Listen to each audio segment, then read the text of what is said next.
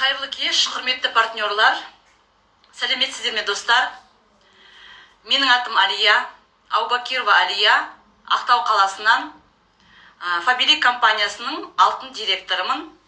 Мен сіздерге бүгін Фабилик компаниясының жаңа өнімдерімен таныстырғым келіп отыр. Сіздерді функционалды тамақтану және денсаулыққа арналған тағамдармен таныстырамын. Барлықтарыңыз білесіздер, біздің ағзамыздың жүйке, эндокриндік, қан тамыр айналым, жүрек жүйелері барлығы біздің осы ағзамыздың жүйелері тікелей біздің тамақтануымызға байланысты, не жеп жатқанымызға байланысты, яғни тамақтың құрамына байланысты. Өкінішке орай, қазір біздің жеп жатқан тамақтарымыз, кешіресіздер, бір минут.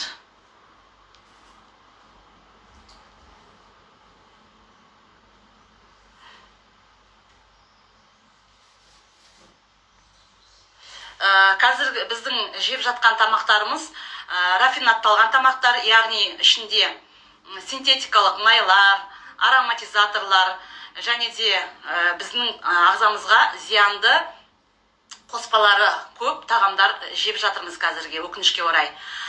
Осыған байланысты, сондықтан біздің компаниямыз дұрыс тамақтануға тағамдарымыз шығарып жатыр, жаңа өнімдер. Олар коктейльдер, сорпалар, батончиктер. Біздің ағзамыздың жүйелерін жақсы қалыпта ұстау үшін осындай витаминдер мен минералдар көп, құрамында көп тағамдарды жегендеріміз жақсы.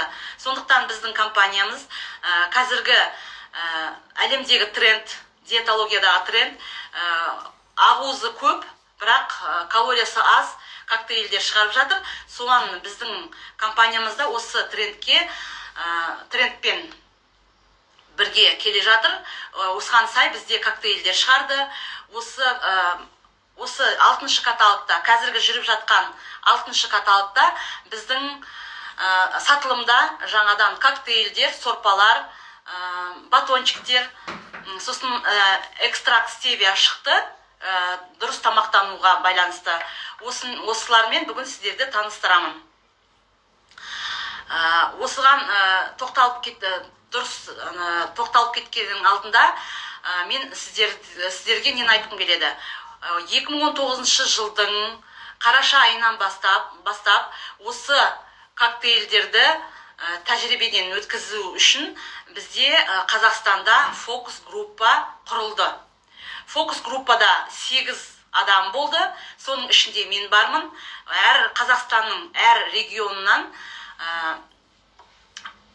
кешіресіздер, мен нені комментарийді өшіріп отырайын, сосын сұрақтардың кезінде қосармын. Осы фокус группа құрылды. Фокус группа 8 адам, басында 10 адам болды, одан 8 адам болып қалдық. 8 адам біздің осы фокус группаға қосқан мақсаты, мына сіздерге қазіргі ұсынып отқан коктейльді біз өзіміз ішу арқылы өзіміздің рационымызды жөндеу және де артық салмақтан арылу үшін осындай фокус группа құрылды. Фокус группада жан-жақтан айтып кеттім, жан-жақтан Қазақстанның әр регионынан 8 адам жиналдық. Аптасына 3 рет бізден таңертең өзіміздің өлшемдерімізді алып отырады, және де өзіміздің сұрақтарымыз болса, осы чатқа жазып, бізге ұсыныстарын қалай ішу керек, не істеу керектерін айтып, осындай іштік біз коктейльдерді. Және де осы фокус группаның нәтижесін мен таныстырып кетсем, ең көп салмақ тастаған бір адам бар, ол 17 килограмм салмақ тастады. Маған келетін болсақ, мен 5 килограмм салмақ тастадым. Енді аз деулеріңіз мүмкін, біреулеріңіз, бірақ мен үшін ол 5 килограммда ол нәтиже болды. Себебі осыған дейін 1 килограммда тастай алмадым. Мына возрастқа байланысты ма, гормональность бойма, маған 1 килограмм тастау өте қиын болды. Осы тәжірибеге қатысу арқылы мына фокус группада 5 килограмм салмақты оңай тастадым. Және де мен ол режимді бұздым. Бізде кешкі асты ішпей, орнына коктейль ішуіміз керек болды күнде. Бірақ мен күнде коктейль ішпедім, режимді бұзсам да 5 килограмм салмақ тастадым. Енді осы өзімнің коктейль ішкендегі тәжірибемен сіздермен бөліскім келіп отыр. Және де компанияның осы біздің денсаулығымыз үшін шығарған өнімдермен таныстырамын қазір. Ең бірінші коктейльмен таныстырайын. Біздің коктейль 5 түрлі дәмі бар. Ол шоколад, ваниль, құлпынай, малина и қарақат, черная смородина. 5 түрлі дәмді коктейль шығарды. Және де біздің коктейль міне көріп тұрсыздар ғой, мынандай коктейль бір осы упаковкада 15 порция бар. 15 порция бар. Қазіргі мировой тренд, әлемдік тренд деп айттым ғой, ақуыз көп коктейльдерді қолдану. Біздің коктейльде ақуыз көп, 53% құрайды. Және де қазір мен нақты осы коктейльдің құрамына тоқтап кетемін. Не ішіп жатқанымызды біліп отырайық. Біздің коктейльде құрамында айттым ғой жаңа 53% ақуыз бар, белок. Оның граммға шағатын болсақ, 16 грамм ақуыз бар. 16 грамм ақуыз бар. Майларға келетін болсақ, ол 1 грамм май.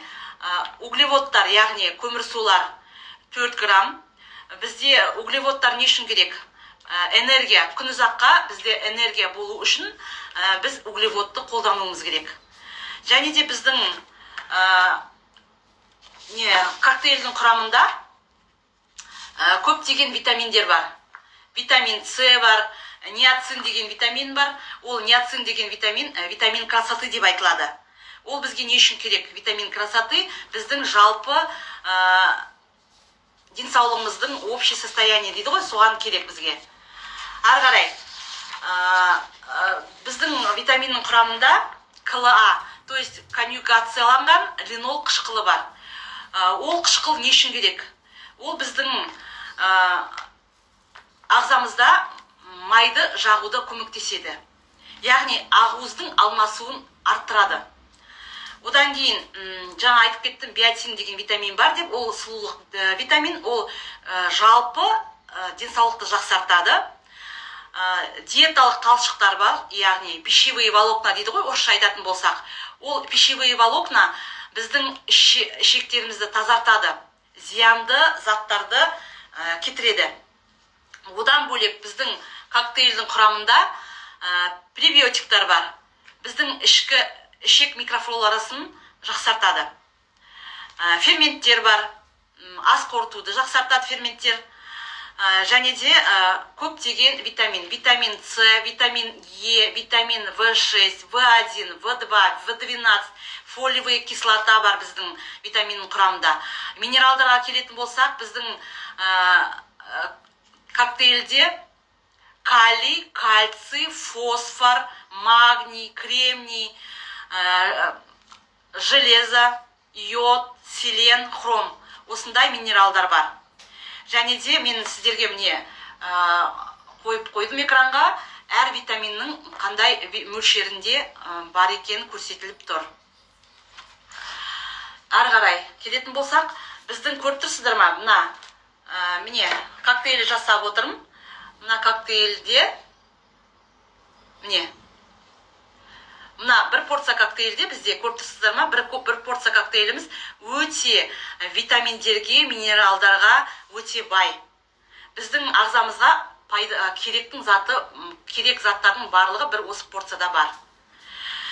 Және де мына порция калориясына келетін болсақ, 98 ақ килокалория бар бір порцияда.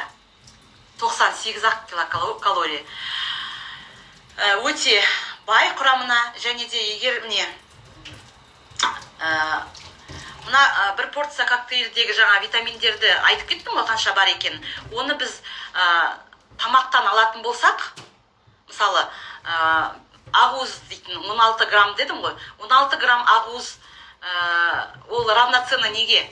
16 грамм ақуызды алу үшін бізге ағзамызға ол 80 грамм жаңағы тауықтың грудкасын жеуіміз керек екен. Төс еті бар ғой тауықтың, соның 80 грамм етін жесек, бізде мына коктейліміздегі 16 грамм ақуызбен тепе-тең болады екен. Енді мен сіздерге осы коктейльдің құрамындағы витаминдер, минералдар өте пайдалы заттардың тамақпен байланыстыратын болсақ, мысалы бір тарелканы алайық, сол бір тарелкада жаңағы коктейльдегі бар затты тамақтарды салып отырайық. Тоқтайтын болсақ, мен қазір алайын, біздің жаңағы ақуыз 16 грамм дедік қой, значит тарелкаға 80 грамм тауықтың етін саламыз, төс етін саламыз. Салдық. Қарайық бір тарелкамызда қанша тамақ шығады екен. Жаңағы біздің коктейльдің ішіндегі витаминдермен, минералдармен жаңағы керекті заттарымыздың мөлшері. Кішкентай біз коктейльде алып отырып қой, бәрі бар ішінде. Соны тамақ мөлшерімен шығарайын деп отырмын. Углеводқа баратын болсақ, яғни көмір сулар. Ол біздің углевод, біздің коктейльде 4 грамм углевод болса, 4 грамм углеводты ағзамызға алу үшін біз 10 грамм сұлы қауызын жеуіміз керек. Орысша айтатын болсақ, овсяные хлопья дейді ғой. 10 грамм овсяные хлопья саламыз тарелкаға. Әрі қарай, біздің коктейльде клетчатка бар дедік, иә? Клетчатканы ағзамызға, ол да керек бізге клетчатка. Клетчатканы қайдан аламыз? 100 грамм капустаны саламыз. 100 грамм капуста біздің клетчаткамыз. Коктейльдегі бар клетчатка 100 грамм капустамен тепе-тең екен. Әрі қарай, витамин С. Мына коктейльдегі бар витамин С, біз, значит, ол құрамы, мөлшері бір лимонға тепе-тең екен. Бір лимон. Оны да тарелкамызға салайық. Әрі қарай, витамин ниацин. Ол 100 грамм қызыл икрада біздің коктейльдегі мөлшерінің витамин ниацин витамині 100 грамм қызыл икра екен. Әрі қарай, витамин Е керек біздің, ағзамызға. Ағзамыз толық дұрыс жұмыс жасау үшін бізде витамин Е керек. Витамин Е-нің мөлшері біздегі коктейльдегі мөлшерді жеу үшін біз деген 100 грамм облепиха жеуіміз керек екен. Бір жегенде, осының бәрі бір жегенде. Мына бір коктейльдің ішіндегі құрамындағы бар затты айтып отырмын мен. Әрі қарай, витамин В1-ді алу үшін біз 100 грамм бұршақ жеуіміз керек екен. Горох.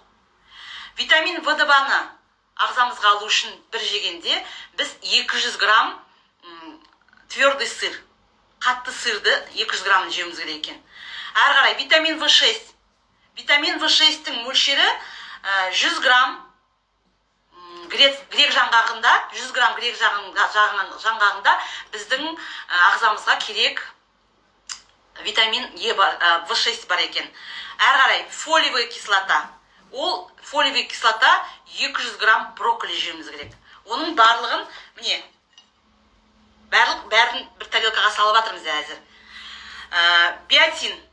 Біздің коктейльдің құрамындағы биотиннің мөлшерін алу үшін ағзамызға 5 жұмыртқа жеу керек екен. 5 жұмыртқа. Бірден біз 5 жұмыртқа жей аламыз ба? Қараңыздар, ойланыңыздар. Мен неге оны салыстырып отырмын? Мына біздің коктейльдің құрамының өте бай, витаминдерге, минералдарға өте бай, және де осы бір кішкентай бір порциядағы витаминдерді алу үшін қаншама тамақты жеу керек екен көз алдарыңызға елестету үшін айтып отырмын. Әрі қарай, витамин В12. Витамин В12-ның мөлшерін алу үшін бір жегенде, онда бізде 400 грамм шампиньон алу керек екен. 400 грамм шампиньон 400 грамм шампиньон. Ары қарай. Енді минералға көшейік. Минерал, калий. Калийді мөлшерін алу үшін бізде 2 кішкентай банан жеуіміз керек екен. Оны да тарелкамызға салайық. Кальций. Осы коктейльдегі құрамының кальций равнозначно 100 мл сүтке. Оны да қостық. Фосфор. Фосфор біздің ағзамызға фосфорды мөлшері толық болу үшін бір жегенде біз 100 грамм нежирный творог. Майсыз творогтың 100 граммын жеуіміз керек екен. Магний. Мына минералдардың барлығы бізде болу керек. Ағзамыздың жүйелері, жаңағы айттым ғой, әртүрлі жүйе бар ғой бізде. Нерв жүйесі бар, эндокриндік жүйе бар. Осының ағзамыздың жүйелері толық дұрыс жұмыс жасау үшін бізде осы тамақпен осындай минералдардың, витаминдердің мөлшерін толық алуымыз керек екен. Магний 100 грамм шпинат жеу керек екен бір жегенде. Цинк. Біздің коктейльдегі құрамының цинкі 50 грамм кедір жаңғағын жеуіміз керек екен. Біз оны жей қоймаймыз, солай ма? Солай.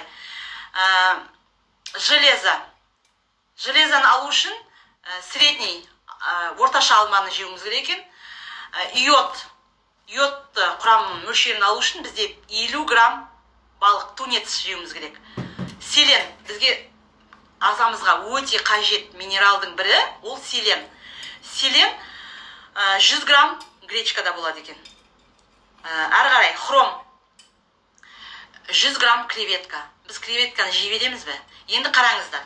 Міне, тоқеттерін айтатын болсақ, мына біздің бір порция коктейльдегі минералдар, витаминдер, антиоксиданттар, жаңағы белок, углевод, соның барлығы сбалансированы.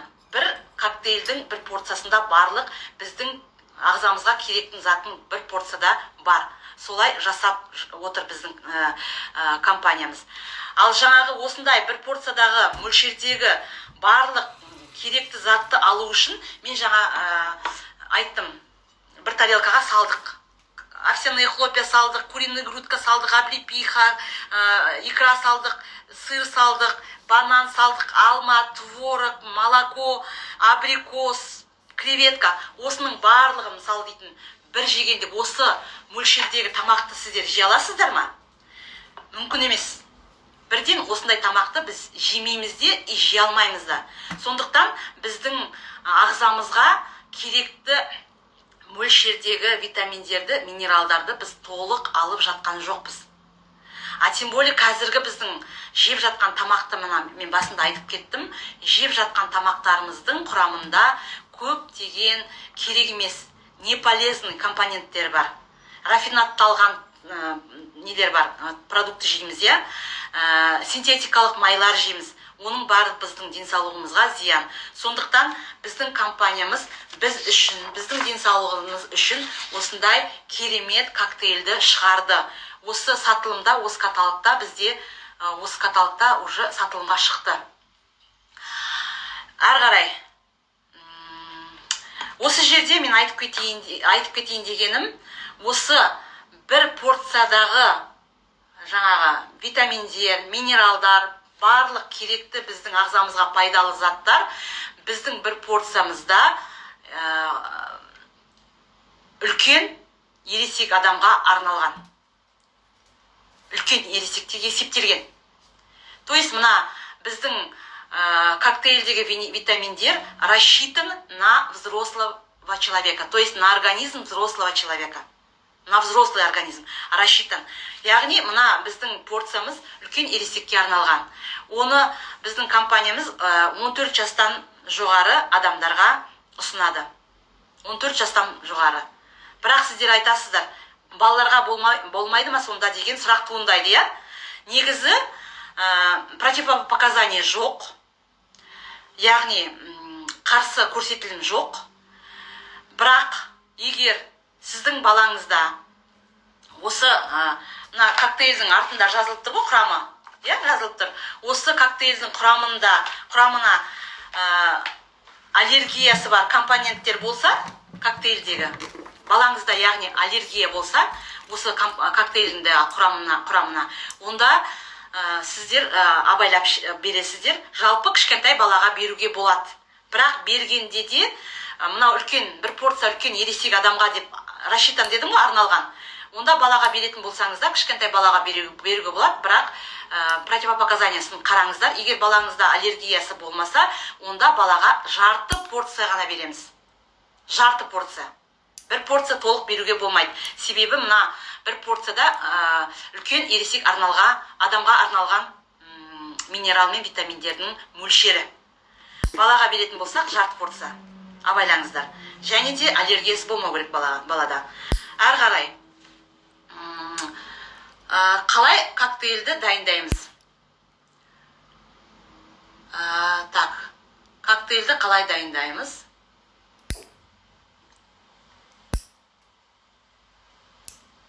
Ой, не болып кетті мынау. Коктейльді қалай дайындаймыз? Келесі слайдты қояйын деп отырмын.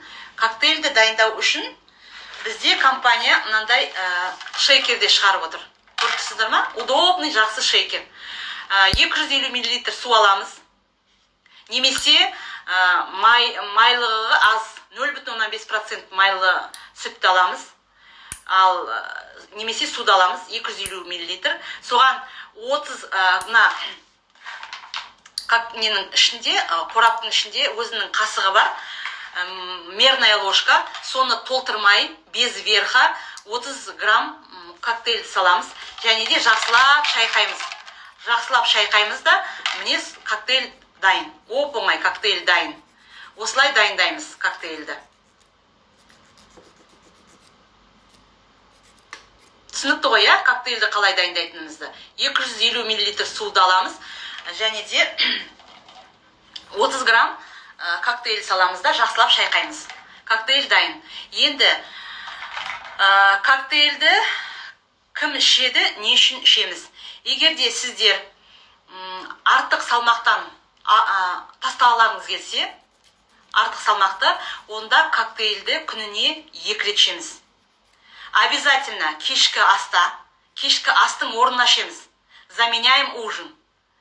Кешкі асты заменяем, және де тағы бір ас, ол перекус, яғни таңертеңгі және обедпен, завтрак пен обедтің ортасындағы перекус бар ғой, соның орнына коктейль ішеміз. 2 рет. 2 реттен больше болмайды, артық болмайды. Себебі жаңа айтып кеттім ғой, біздің коктейліміз өте минерал витаминдерге өте бай, сондықтан передозировка болмау үшін бізде күніне тек 2 тамақтың орнына ішеміз.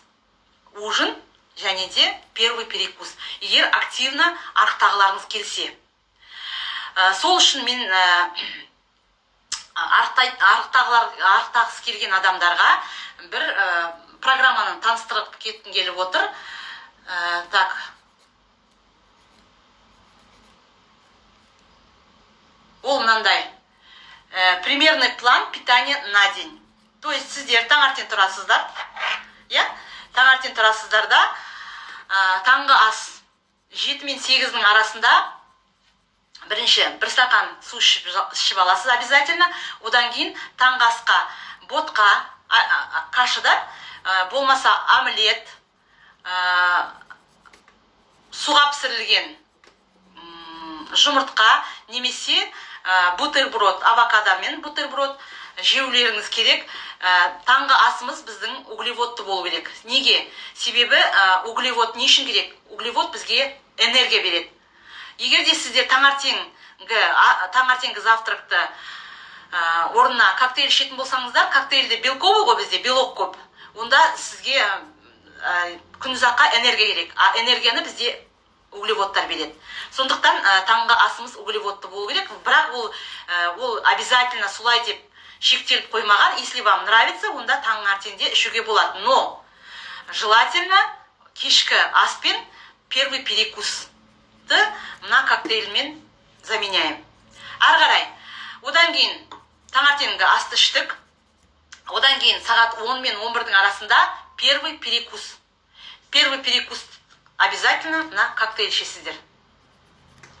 Одан кейін сағат 1 мен 2-нің арасында обед сіздерде полностью сбалансированный болу керек. То есть балық бола ма, ет бола ма, жаңа куриная грудка бола ма, көкөністермен кәдімгі сбалансированный обед болу керек. Сағат 1 мен 2-нің арасында. Одан кейін сағат 4 пен 5-тің арасында второй перекуста батончик. Біздің жаңа айттым ғой, компаниямыз функционалды тамақтандыру, дұрыс тамақтануға бізге осы каталогтан бастап өзінің тағамдарын ұсынып отыр. Сондықтан батончик те бар. Батончикті мен кейін айта жатармын. Екінші перекусқа біздің батончикті жеуге болады, немесе творожок жеуге болады. Одан кейін кешкі ас. Кешкі асты ұйықтар алдынан 3 сағат бұрын ішкендеріңіз жақсы. Кешкі астың орнына обязательно коктейль ішеміз. Мына план питания мен сіздерге кто хочет активно похудеть, соларға арнап айтып отырмын. Ал жалпы, егерде сіздер активно арықтағыларыңыз келмесе, онда сіздер қалай ішеміз онда коктейлді? Онда сіздер обед па, кешкі ас па, өздеріңіз білесіздер, орнын ауыстыруға болады коктейльмен. Бізде міндетті түрде тек қана арықтау үшін ішпейміз коктейлді. Егерде сіздер өздеріңізді рациондарыңызды толық жаңа минералдармен, витаминдермен, өзімізге керекті заттармен байытқыларыңыз келсе, біз бір тамақты осы коктейльмен заменять етеміз. Яғни обед болсын, кешкі ас болсын, осы коктейльді ішуге ұсынамын, кеңес беремін. Себебі біздің коктейльде өте көп витаминдер мен минералдар деп тағы да айтуға жалықпаймын. Әрі қарай коктейльдерді айтып кеттім. Енді біздің келесі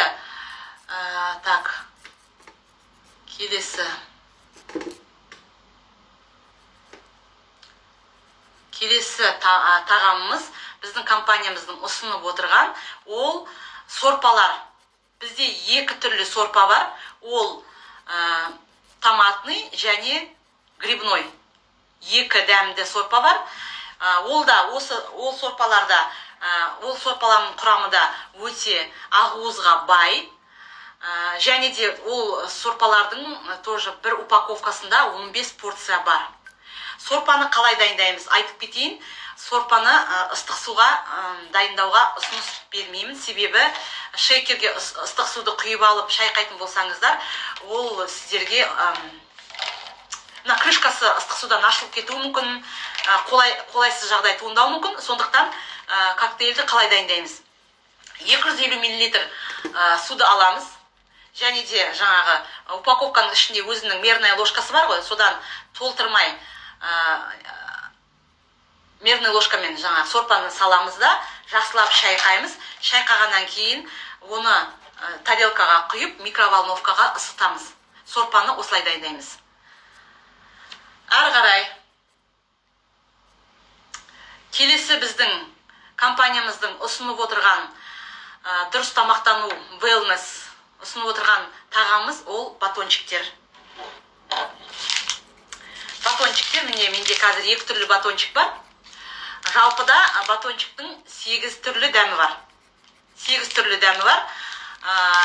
Біздің батончикіміз өте дәмді, қансыз, 120 килокалория бар.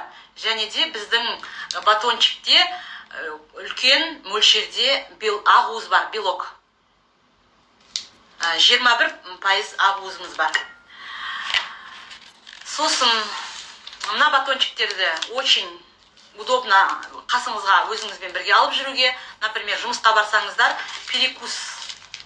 хороший перекус, мана айтып кеттім ғой, 2-ші перекусқа рекомендую батончик деп. Міне, осы батончик, себебі осы батончиктің құрамында да өте бай витаминдер, минералдар, ақуыздың бәрі осы батончиктің құрамында бар. Әрі қарай жаңа мен сіздерге айтып кеттім, біздің коктейльдеріміз өте құрамы бай деп, және де артық салмақты тастау үшін мен сіздерге осындай ұсыныс айтамын. Себебі біз енді жаңа фокус группада болдық дедім ғой. Сол фокус группада болғанда біз ішкен кезде кейбір ыңғайсыз жағдайлар болды. Онымен толық айтып кетем кешірек. Сонда қандай рекомендация бар? Коктейльді ішкен кезде обязательно суды көп ішу керек. Обязательно суды көп ішу керек. Сосын кофе мен шырындардың орнына көк шай ішкен жақсы. Газированный напитокты ішпейміз, фастфуд жемейміз, мучное и шоколадты алып тастағанымыз жақсы тамағымыздан. Себебі егер мынау артық салмақтан тездетіп арылу үшін айтып отқаным. Және де физкультурамен жаяу жүргендеріңіз жақсы. Ары қарай жаңа батончикке тоқтадым ғой. Батончик мен қантсыз деп айттым, я? Біздің батончиктің құрамында қант жоқ, бірақ тәтті. Осы жерде мен қанттың зиянына тоқтап кеткім келіп тұр. Себебі қантты егерде таза түрінде шайға қоспасаңыз да, біздің тамақ тәтті тағамдарымыздың арасында құрамында қант бар, я? Қанттың зиянына тоқтайтын болсақ, қант біздің ағзамыздың қорғаныш функциясын, защитный функция дейді ғой, қорғаныш функциясын 20 есе төмендетеді екен. Қараңыздар, 20 есе төмендетеді. Және де жүрек тамыр жүйесін бұзады. Қант диабетіне апарады. Әрі қарай онкология дамуына түрткі болады екен. Бүйректеріміз бен бауырымызды бұзады екен. Мен көп емес азғантай қанттың зиянын айтып кетіп отырмын. Көріп тұрсыздар ма? Қаншама зиян. Онкологияға апарады, сахарный диабетке апарады. Жаңағы қорғаныш функциясын біздің организмнің 20 есе төмендетеді. Көріп тұрсыздар ма? Қандай зиян келтіреді бізге қант. Сондықтан біз өзіміздің тамақтанудан қантты алып тастағанымыз жақсы. Бірақ көбі адам қантты әлі күнге дейін жейді, қанттан бірден бас тарту қиын. Сондықтан біздің компаниямыз бізге көмекке тағы да өзінің бір өнімін шығарып отыр. Ол экстракт стевий. Экстракт стевий. Міне, мынандай. Экстракт стевий. Біздің бір флаконда 60 порция бар. Экстракт стевий деген ол не? Ол сахарозаменитель. Яғни біздің қантты орнына алмастырамыз, сахарозаменитель. Ол стевия, экстракт стевий дейді ғой. Стевия деген өсімдіктен жасалады екен. Ол өсімдік Южная Америка мен Азияда өсетін өсімдік. Осы өсімдіктен экстракт стевий. Осымен қантты алмастыра аламыз. Яғни мына экстрактты шайға, кофемізге, немесе тамақ дайындаған кезде осыны қосуымызға болады. Секердің орнына, қанттың орнына. Және де стевия біздің табиғи. Айттым ғой, стевия деген өсімдіктен жасалады. Табиғи, калориясыз, және де гликемический индекс дейді ғой, гликемиялық индекс 0-ге тең.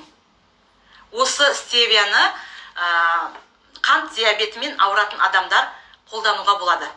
Зияны жоқ. Енді әрі қарай осымен мен біздің компаниямыздың осы каталогта ұсынып отырған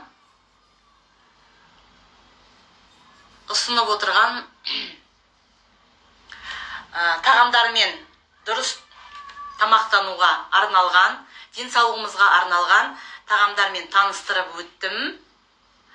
Әрі қарай комментарийді қосайын.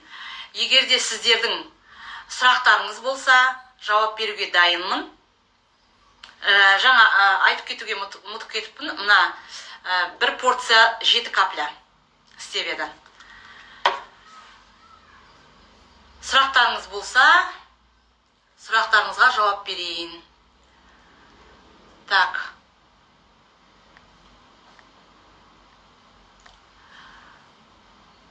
Құрметті партнерлар, құрметті қыздар, апайлар, сұрақтарыңызды қоя берсеңіздер болады. Енді қараңыздар. Тағы да тоқтап кетейін. Мен жаңа айтып кеттім ғой, мына біздің коктейль өте құрамы бай деп. Өте бай. Тек қана арықтау үшін емес, қыздар. Бұлай да қолдануға болады. Балдарға қалай қолданатынын айтып кеттім. Балдарға жарты порция. Мына жақта аяқ ауыр адамға ішуге болады ма деген сұрақ келіпті. Жүкті әйелдерге бола ма? Жүкті әйелдерге противопоказания жоқ, қарсы көрсетілім жоқ. Бірақ жүкті әйелдер қолданар алдында өзінің дәрігермен хабарласу керек. Себебі жүкті әйелдер өздері де витаминдер ішеді. Может, мына құрамында, біздің коктейльдің құрамындағы витаминдер ол жүкті әйелге керек емес шығар. Сондықтан жалпы противопоказания жоқ болады, но ішер алдында міндетті түрде дәрігерлеріңізбен хабарласыңыздар. Так. Алла қосса, келе жатқан ораза кезінде қалай қолдануға болады? Енді ораза кезінде таңертең не советую? Себебі бізге күн ұзаққа энергия керек. Таңертең біздің таңғы асымыз дұрыс углеводты ас болу керек. Жақсылап күн ұзаққа бізде энергия болу үшін таңертең не советую, бірақ кешке қарай ішуге болады. Себебі өте қажет. Өте қажет, витаминдер мен минералдарға бай, біздің ағзамызға керек. Біз жаңа кешке қарай тамақты, мынандай жаңа айтып өттім ғой сіздерге. Мына біздің коктейльдегі минералдар, витаминдер, керек заттың барлығын тамақпен алатын болсақ, мен жаңа айтып кеттім да, қаншама бізде тамақ жеуіміз керек. Оны біз физически жей алмаймыз. Сондықтан кешке қарай жеуге осы коктейльді мына ораза кезінде ұсыныс беремін. Батончик 1 ме әлде 2-де бола бере ме? Батончиктің де құрамы өте бай, витаминдерге, минералдарға. Батончик құрамында 21, кішкентай, бір батончиктің құрамында 21% ақуыз бар. Сондықтан күніне бір батончик жеткілікті. Так. Суп заменяю вместо обычного супа. Супты, біздің суптың да құрамында, біздің сорпаның құрамында ақуыздың мөлшері өте көп. Ол да суп тоже бір тамақтың орнына ішеміз. Заменяем полноценную еду. Біздің жаңа батончик коктейль болады ма, суп бола ма, ол біздің дополнительно емес, ол бізді кәдімгі тағамның орнына жейміз.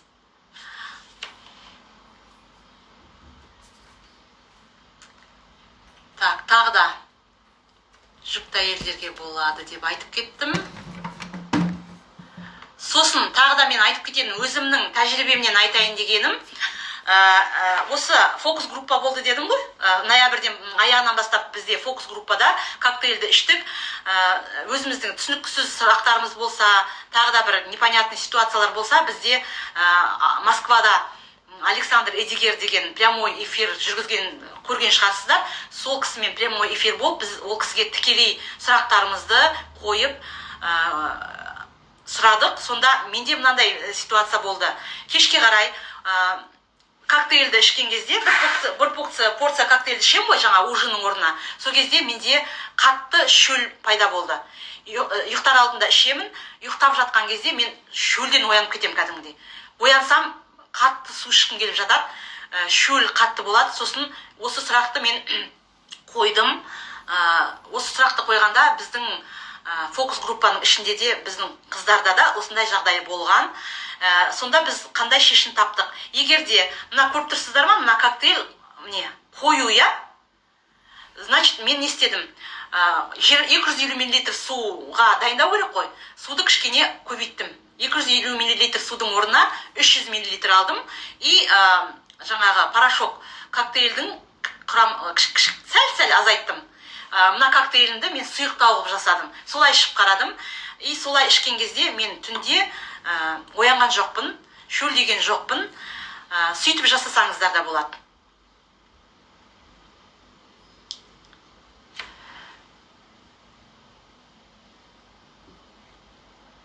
Өтінде тасы барға коктейль ішуге болады ма? Противопоказания жоқ ондай. Балдарға коктейль болады ма? Батончик болады ма? Болады, но слишком балдарына тәтті. Менің өзімде бір отырғанда біреуін жеп алам. Балдар қызығып, полный жеп алуы мүмкін. Енді кішкене мөлшерін азайтсаңыздар болады. Супты мұздай суға, сорпаны мұздай суға дайындай ма? Иә, мұздай суға. Неге мұздай суға дайындаймыз? Айтып кеттім оны. Егер де сіздер қазір қайнаған суды құйып алсаңыздар, оған шейкерге оны шайқайтын болсаңыздар, мына ыстық сумен, напормен мына неңіз ашылып кетуіңіз мүмкін, крышкая қолайсыз жағдай туындауы мүмкін. Сондықтан біз дейтін сорпаны дайындау үшін бірінші салқын суды аламыз. Салқын суға жаңағы 30 мл қасықты толтырмай саламыз. Жақсылап шайқап, сорпаны дайындап аламыз. Сосын ыдысқа құйып, микроволновкаға ысытамыз. Ары қарай. Тағы сұрақтарыңыз, қыздар?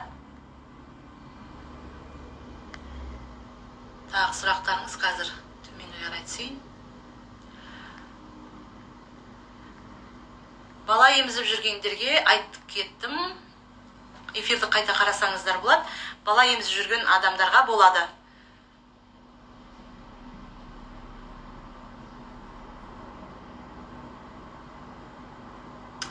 Так, менде де шөл болды дейді. Я, шөл болады. Суды нешеге дейін ішу керек? Мына біздің коктейльдердің құрамында көп пайдалы заттар көп болғандықтан, және де біздің құрамында жаңа айттым ғой, пищевые волокна бар деп, я? Сондықтан бізде пищевые волокна не істейді ол? Ағзам неге барады да, асқазанымызға барып, ол набухает, я?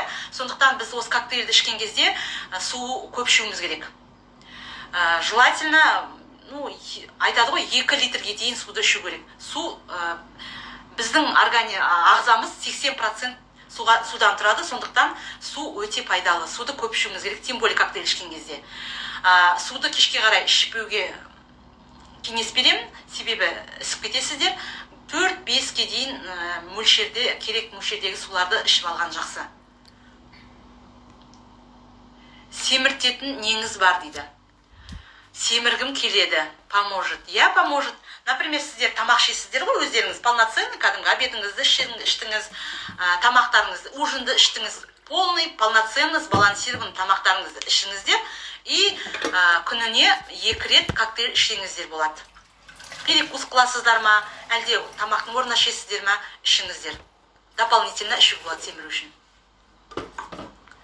Себебі, тағы да мен қайталап айтамын, біздің ішіп жатқан тамағымыз бізге керекті мөлшердегі витаминдермен, минералдарды, керек ақуыздарды полный бермейді. Сондықтан біз оны қайдан аламыз? Дополнительно батта ішеміз, я, қазір? Және де біздің мына коктейльдің құрамында осы біздің ағзамызға керек мөлшердің барлық витаминдермен, минералдармен байытылған. Сондықтан дополнительно ішуге кеңес беремін. Біздің өзіміздің рационымызды толық байыту үшін.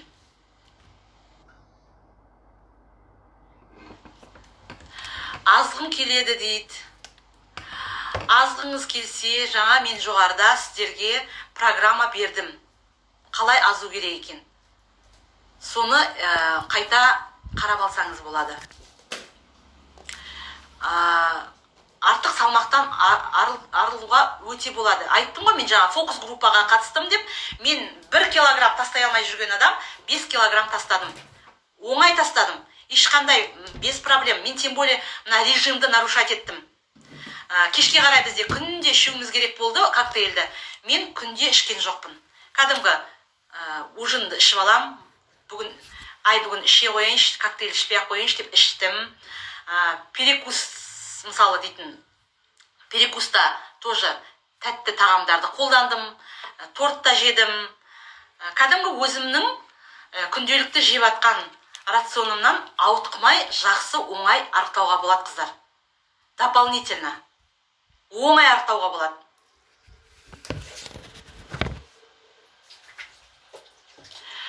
Гербалайф пайдалы ма дейді.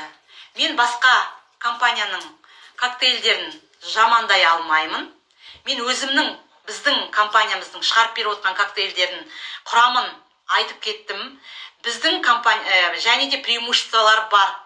Басқа кейбір компаниялардың коктейльдерінің құрамында коллаген жоқ. Оқып қараңыздар.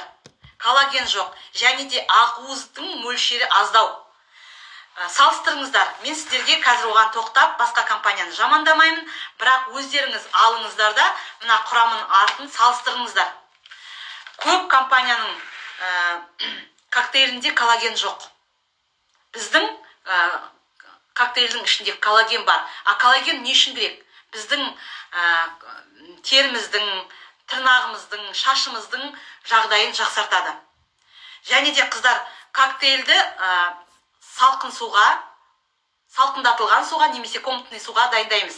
Ыстық суға дайындамаймыз. Себебі коктейль ыстық суда коктейлдің ішіндегі коллаген сворачивается. Болмайды ыстық суға.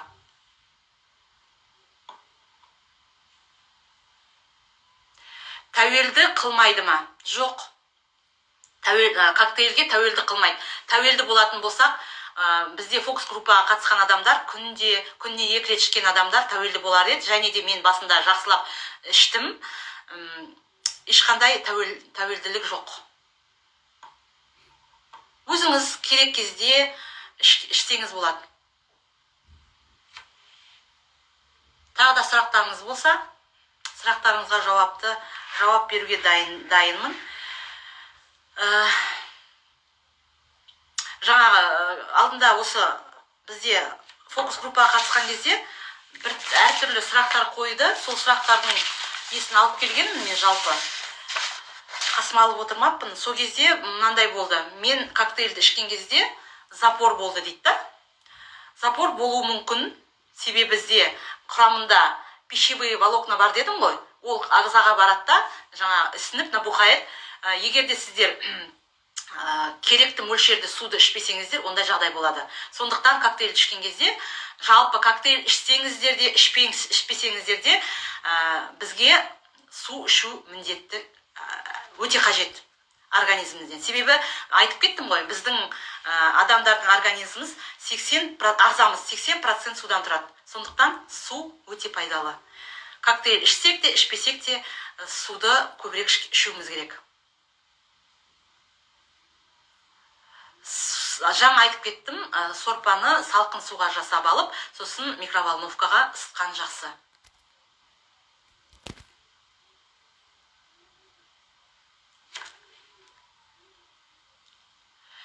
Және де, яғни, Іңкәр ханым айтып отыр, біздің коктейльдің бағасы қол жетімді. Басқа компаниялардың бағаларымен салыстырып қараңыздар, қыздар. Қол жетімді. Және де біздің мына коктейльде 15 порция бар. Әртүрлі. Тағы да бір айтып кететінім, осы коктейльге жасаған кезде, егерде сіздер құрамына қосымша жеміс-жидек салуға болады. Коктейль дайындаған кезде үйде свежий немесе замороженный жеміс-жидек болса, құрамына жаңа блендермен немесе шейкермен дайындап жатқан кезде жеміс-жидек қосып жіберуге болады. И тағы бір жағдай айтып кетейін. Коктейль, егер сіздерге бір вкус, әртүрлі 5 түрлі вкус бар дедім ғой, ваниль, құлпынай, шоколад, малина и черная смородина. 5 түрлі бар. Егер де сізге надоедать етсе, сіздер мынандай эксперимент жасасаңыздар болады. Қосуға болады, араластыруға болады. Например, мысалға алсақ, ваниль мен шоколадтың жарты қасық ваниль, жарты қасық шоколадты қосып, сөйтіп те көруге болады. Жалықпау үшін әртүрлі жасауға болады.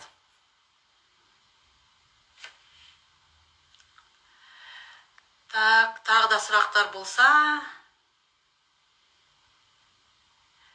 бірінші ішуімін дейді, ас болсын. Иә, Гүлнар ханым есептеп шығарып отыр. Бағасы бір порцияда 400 теңгеге шығады екен. Бізде 15 бір порция, бір упаковкада 15 порция бар дедім. 15-ке шаққан кезде бір порциямыз 400 теңгеге шығады. Яғни арзан. Біздің коктейль арзан. Және де өте құрамы өте бай, керемет. Арықтауға wellness неше рет ішкен дұрыс.